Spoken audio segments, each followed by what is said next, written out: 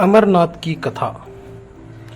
पुराणों में संस्मरण है कि एक बार मां पार्वती ने बड़ी उत्सुकता के साथ बाबा श्री विश्वनाथ देवाधिदेव महादेव से यह प्रश्न किया कि ऐसा क्यों होता है कि आप अजर अमर है और मुझे हर जन्म के बाद नए स्वरूप में आकर फिर से वर्षों की कठोर तपस्या के बाद आपको प्राप्त करना होता है। जब मुझे आपको ही प्राप्त करना है तो फिर मेरी ये तपस्या क्यों, मेरी इतनी कठोर परीक्षा क्यों? और आपके कंठ में पड़ी यह प्रमुंड माला तथा आपके अमर होने का कारण और रहस्य क्या है? महाकाल ने पहले तो माता को यह गूढ़ रहस्य बताना उचित नहीं समझा, परंतु माता की स्त्री हट के आगे उनकी एक न चली। तब अंतोगत्वा महादेव शिव की मां पार्वती को अपनी साधना की अमर कथा, जिसे हम अमृत की कथा के रूप में जानते हैं, इसी परम पावन अमरनाथ की गुफा में कही। भगवान शंकर ने मां पार्वती जी से एकांत और गुप्त स्थान पर अमर कथा सुनने को कहा, जिससे कि अमर कथा को कोई भी जीव व्यक्ति और यहाँ तक कोई पशु पक्षी न सुन ले, क्योंकि जो कोई भी इस अमर कथा को सुन लेता वह अमर हो जाता। इस कारण शिव जी मां पार्वती को लेकर किसी गुप्त स्थान की ओर चल पड़े। सबसे पहले भगवान भोले ने अपनी सवारी नंदी को पहलगाम पर छोड़ दिया। इसलिए बाबा अमरनाथ की यात्रा पहलगाम से शुरू होने का तात्पर्य यह बोध होता है।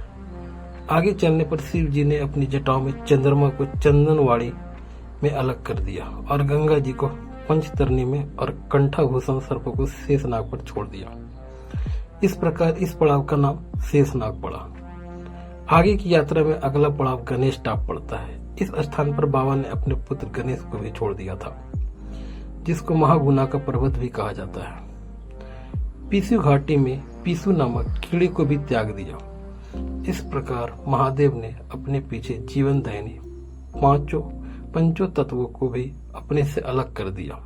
इसके साथ मां पार्वती संग एक गुप्त गुफा में प्रवेश कर गए। कोई व्यक्ति, पशु या पक्षी गुफा के अंदर प्रवेश कर अमर कथा को न सुने। इसलिए शिव जी ने अपने चमत्कार से गुफा के चारों ओर आग प्रज्वलित कर दी। फिर शिव जी ने जीवन की अमर कथा मां पार्वती को सुनाना शुरू किया। कथा सुनते सुनते देवी पार्वती को नींद आ गई और वह सो गई, जिसका शिव जी को पता नहीं चला। भगवान शिव अमर होने की कथा सुनाते रहे। इस समय दो सफेद कबूतर श्री शिव जी से कथा सुन रहे थे और बीच बीच में गूगू की आवाज निकाल रहे थे। शिव जी को लग रहा था कि मां पार्वती कथा सुन रही है और बीच बीच में हुंकार भर रही है। इस तरह दोनों कबूतरों ने अमर होने की पूरी कथा सुन ली। कथा समाप्त होने पर शिव का ध्यान पार्वती माँ की ओर गया, जो सो रही थी। शिव जी ने सोचा कि अगर पार्वती सो रही है तब इसे सुन कौन रहा था।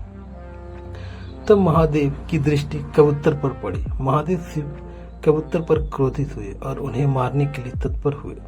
इस पर कबूतरों ने शिव जी से कहा कि हे प्रभु, हमने आपसे अमर होने की कथा सुनी है। यदि आप हमें मार देंगे तो अमर होने की यह कथा झूठी हो जाएगी। इस पर शिव जी ने कबूतरों को जीवित छोड़ दिया और उन्हें आशीर्वाद दिया कि तुम सदैव इस स्थान पर शिव पार्वती के प्रतीक चिन्ह के रूप में निवास करोगे।